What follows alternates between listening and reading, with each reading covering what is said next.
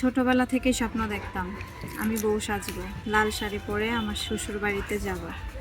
এখন পর্যন্ত ভালো একটা মনের মানুষ পেলাম না যে আমাকে লাল শাড়ি পরিয়ে তার বাড়িতে নিয়ে যাবে। আমি লাল শাড়ি পরে তার বাড়িতে ঢুকবো, সাদা শাড়ি পরে বের হব। ছোটবেলা থেকে এটা আমার অনেক স্বপ্ন। আপু আপনাকে যে আপু আপনার যে দায়িত্ব নেবে তার বয়সটা কেমন হতে হবে? তার বয়স যেমন হোক আমার কোনো সমস্যা নেই, কিন্তু তার সে যেন আমার পাশে মৃত্যু পর্যন্ত থাকে। তার ঘরে যদি বউ বাচ্চা থাকে, কারণ এমন অনেক ভাই আছে তাদের বউ চলে গেছে, বউ মারা গেছে, বাচ্চা হচ্ছে না, সেক্ষেত্রে দ্বিতীয় বিয়ে করতে চাই, তারা যদি আপনার দায়িত্ব নিতে চায়? আমি তাও রাজি আছি, সমস্যা নাই। সে যদি আমাকে তার 2 নাম্বার বউ বানায়, 3 নাম্বার বউ বানায়, আমি তাও রাজি আছি।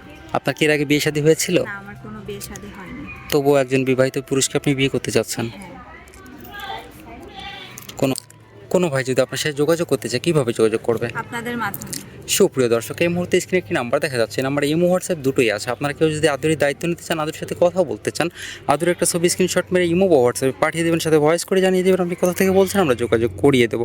আদুরি, আপনার বর্তমান বয়স কত? আমার বয়স 23 বছর। আপনার দেশের বাড়ি কোথায়? সিরাজগঞ্জ। আপনার ফ্যামিলিতে কে কে আছে? ফ্যামিলিতে মা আছে, বাবা আছে, আমরা 3 বোন। বাবা অসুস্থ, প্যারালাইজ, বিছানায় পড়ে আছে। মা মানুষের বাসাতে কাজ করে।